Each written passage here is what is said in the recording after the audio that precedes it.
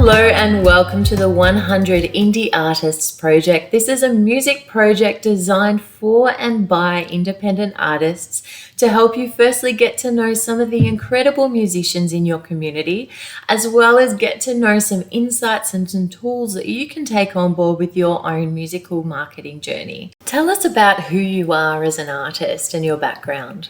Hi, I'm Hetticee. I am a Sydney Euro-based indie pop artist.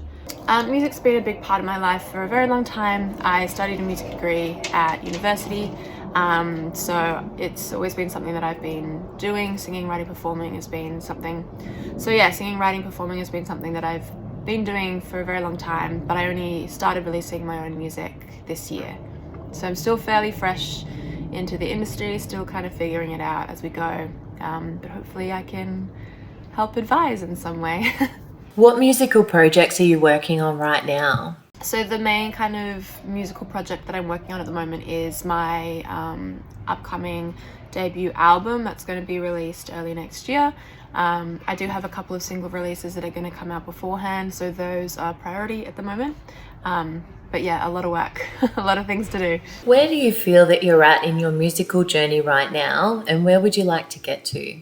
In terms of where I'm at in my musical journey, as I mentioned, I only started releasing music this year, so I'm still very kind of early on and fresh in this industry. I'm still navigating and learning how to be an indie artist in a way that works. So in terms of where I want to get to and the goals that I have in my musical journey, it's not so much based around streams or playlists or things like that. It's much more about finding balance between work, life, and music. What do you love most about being an independent artist?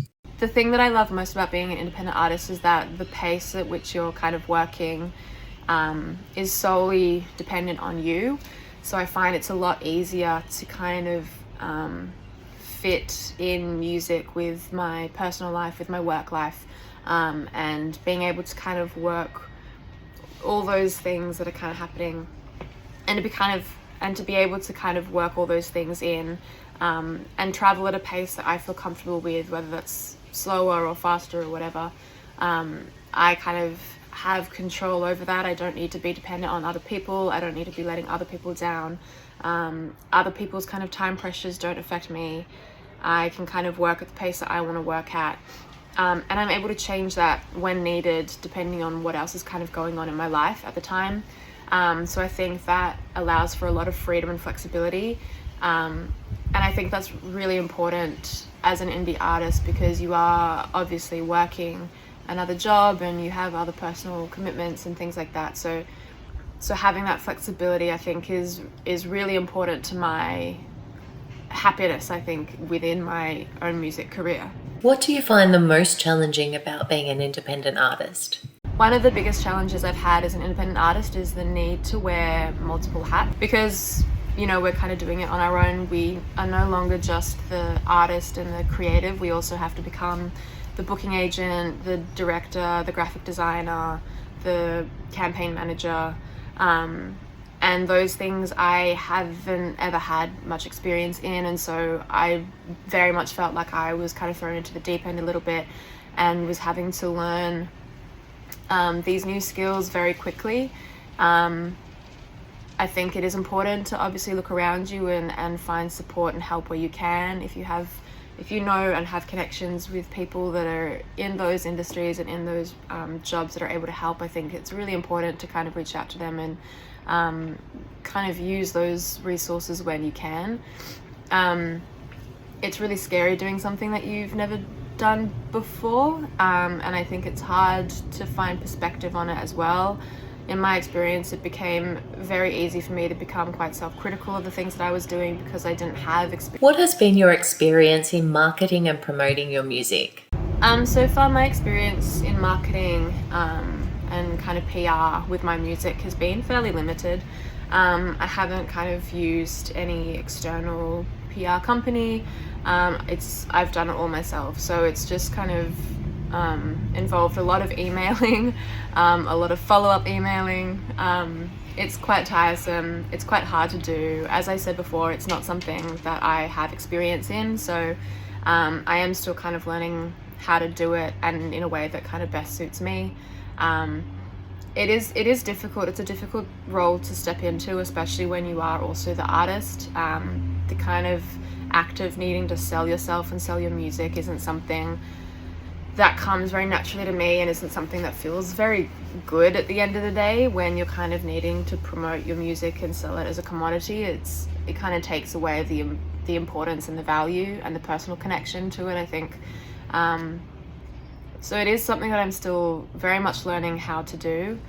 I think the biggest kind of success that I've found when it comes to PR and marketing my music, though, is in the kind of smaller communities, whether it's small blogs, indie curated playlists, community radio stations.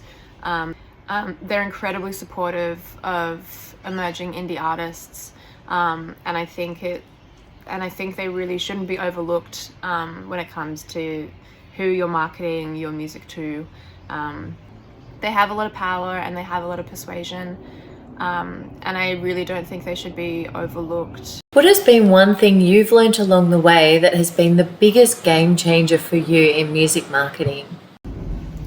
Probably the biggest game changer for me in terms of marketing my music has been the response from community and indie kind of playlists. Reaching out to small kind of indie blogs, indie curated playlists, community radio stations. The response and the support from those communities is at times overwhelming. They are huge advocates for emerging indie artists, and I think the power and persuasion that they have and hold shouldn't be overlooked. They should definitely be at the top of your list of who you need to be sending your music to. It's a really powerful feeling to have support from those communities. And I think for me, when it is harder to obviously break into the bigger kind of music scene in Australia, having support from those indie communities is honestly kind of a massive driving factor. Is something that kind of keeps me going, and is something that I really don't take for granted.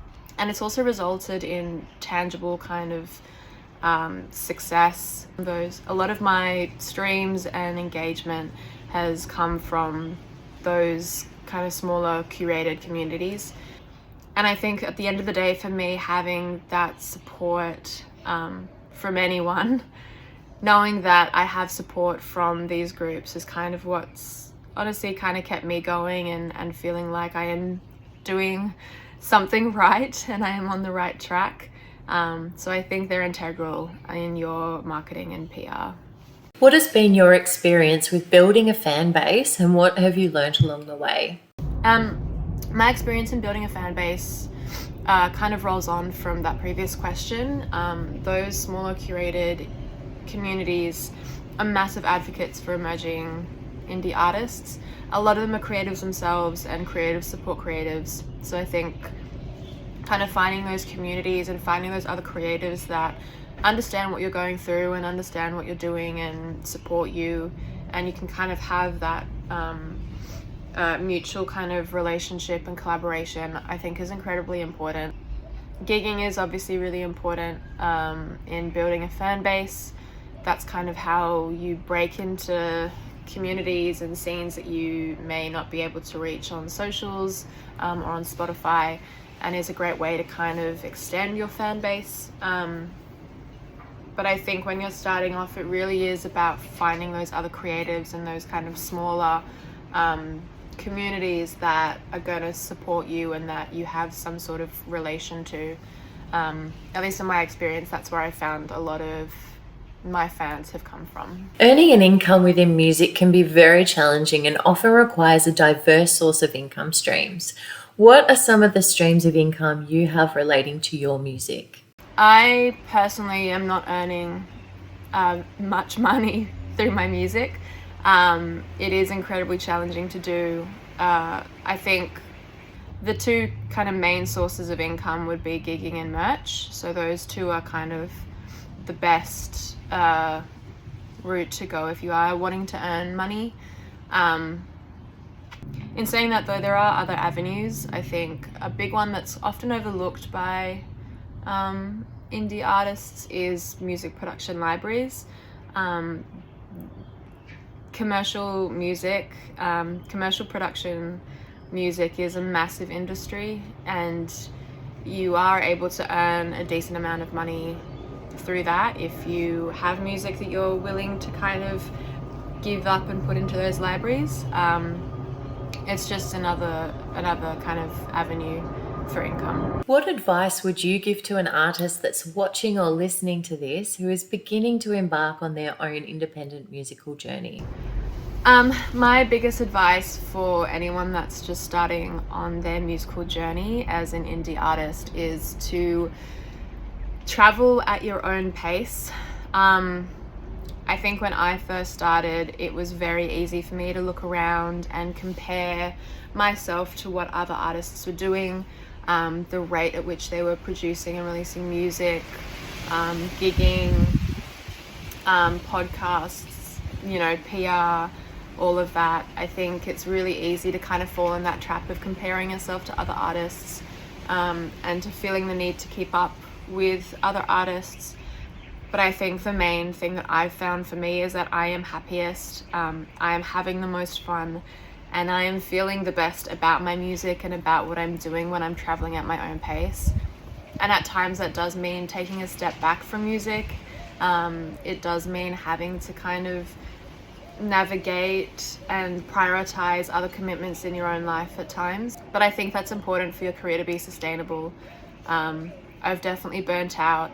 I've definitely had moments where I've just been frustrated and stressed, and there's been no kind of joy in the music anymore, and I think that's really sad. So I think that traveling at your own pace is probably my best advice that I could give. It's incredibly important to understand how much you are capable of giving at certain times, and I think listening to that and using that as guidance rather than seeing it as an obstacle is really important. Maintaining that kind of personal relationship with music is that's the foundation for your career in music, and without that it just becomes a chore, it becomes awful, and I